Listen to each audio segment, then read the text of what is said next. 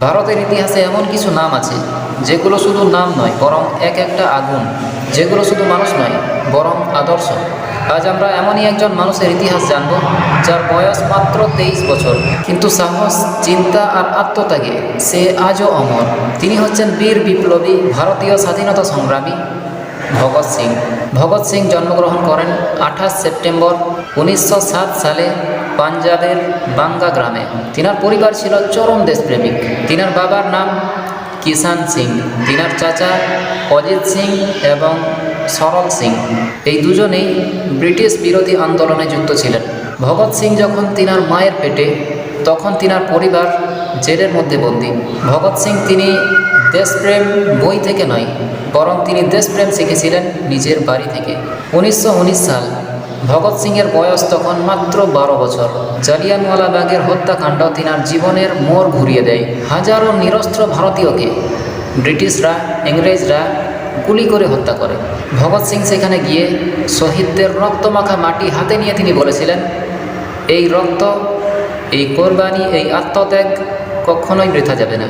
আর সেদিনই জন্ম নেয় এক বীর বিপ্লবী। ভগৎ সিং পড়াশোনা করেন ন্যাশনাল কলেজ লাহোরে।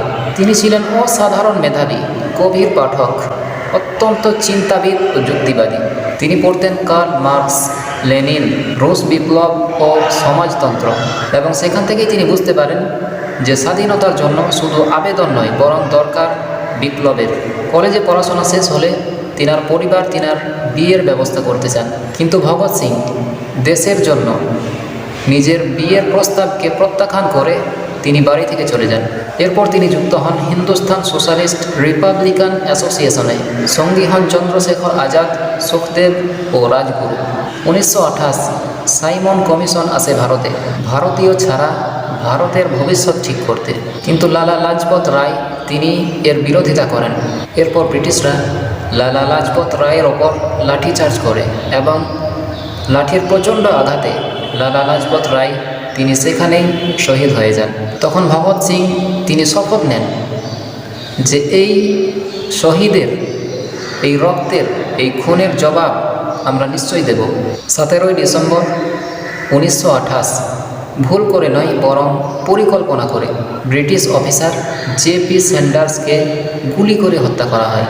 মূল লক্ষ্য ছিল স্কট, কিন্তু ভুলবশত স্যান্ডার্স মারা যায়। এই ঘটনা ব্রিটিশ শাসনের ভিত কাঁপিয়ে দেয়।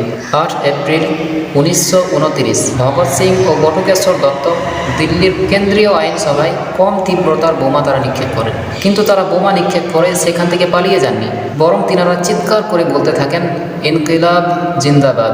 উদ্দেশ্য হত্যা নয় বরং উদ্দেশ্য ছিল জনগণকে জাগানো। এরপর ভগৎ সিং তিনি গ্রেপ্তার হন এবং তিনি জেলে শুরু করেন অনশন আন্দোলন, ভারতীয় বন্দীদের অধিকার নিয়ে। টানা 63 দিন অনশন। শরীর প্রচণ্ড দুর্বল, কিন্তু মন তখনও অটল। তিনি ছিলেন যুক্তিবাদী ও মানবতাবাদী বিপ্লবী। 23 মার্চ 1931 রাত্রের অন্ধকারে ভগৎ সিং, সুখদেব ও রাজগুরু এই তিনজনকেই ফাঁসি দেওয়া হয়। ফাঁসির আগে ভগৎ সিং পড়ছিলেন লেনিনের বই। তিনার শেষ কথা ছিল ইনকিলাব জিন্দাবাদ। এবং ফাঁসির সময় তিনার বয়স ছিল মাত্র 23 বছর। যেখানে বর্তমান সমাজের 23 বছরের যুবকরা নিজের ভবিষ্যৎ নিয়ে ভাবে, নিজের ক্যারিয়ার বানাতে চায়, নিজের জীবনটাকে তারা উপভোগ করতে চায়, বিয়ে করে সংসার করতে চায়, কিন্তু ভগৎ সিং তিনি ছিলেন একেবারেই অন্যরকম। তিনি এই সমস্ত কিছুকে ত্যাগ করে, প্রত্যাখ্যান করে নিজের জীবনকে এই দেশের জন্য কোরবান করে দিয়েছেন, নিজের জীবনকে এই দেশের জন্য উৎসর্গ করে দিয়েছেন। ভগৎ সিং তিনি মারা যাননি, তিনি ইতিহাস হয়ে গেছেন, তিনি অমর হয়ে গেছেন। তিনি শিখিয়ে গেছেন অন্যায়ের সামনে মাথা নত নয়, দেশের জন্য জীবন দিতেও দ্বিধা নয়।